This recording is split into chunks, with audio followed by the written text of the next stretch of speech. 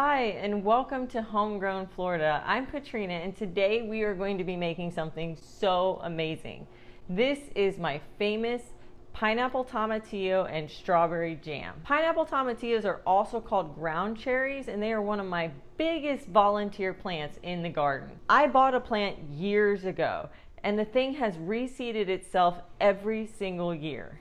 I don't water them or fertilize them. They just pop up everywhere. Now the cool thing about this recipe is you can do a mix of these two fruit like I am doing, which makes like a lemony tropical tasting strawberry jam, or you can do just one type of these fruits to make a single fruit jam.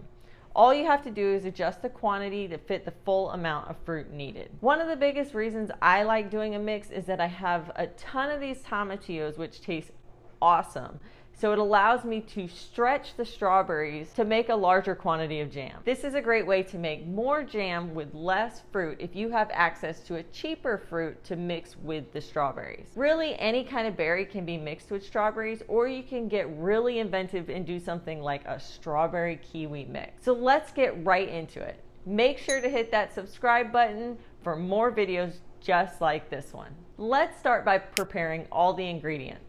Since I'm doing a low sugar recipe, I'm going to be using pectin. Pectin is something you can get at the store, and it really helps ensure your jam gets that thick consistency, and it speeds up the cooking time a lot.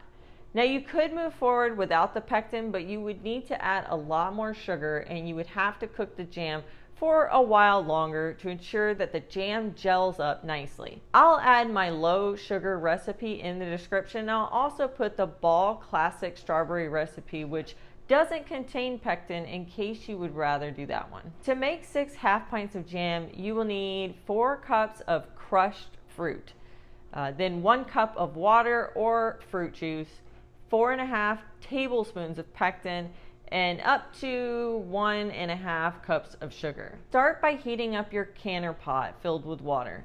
I place my empty jars in the water to sterilize them.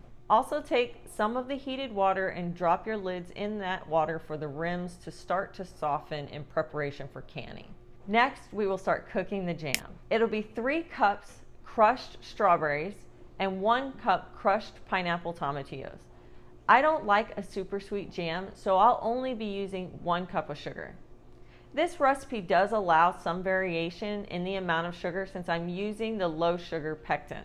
Start by washing the fruit, then chopping and crushing the fruit until you reach the 4 total cups of fruit. Add the crushed fruit and the water into the pot, then stir in the pectin and bring it to a hard rolling boil. I can't believe I almost forgot the most important ingredient: bottled lemon juice. This helps preserve it, so don't forget this.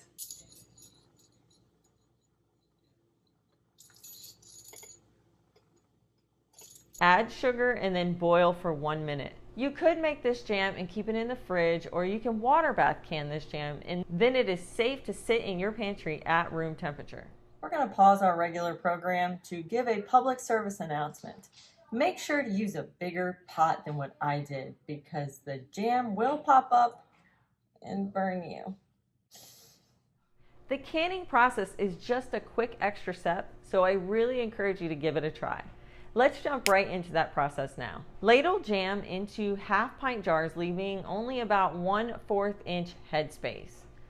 Wipe the rims of the jar really well. Place the warmed new lids on the jars and then screw on the bands fingertip tight. Put your jars in the boiling water and process them for 10 minutes.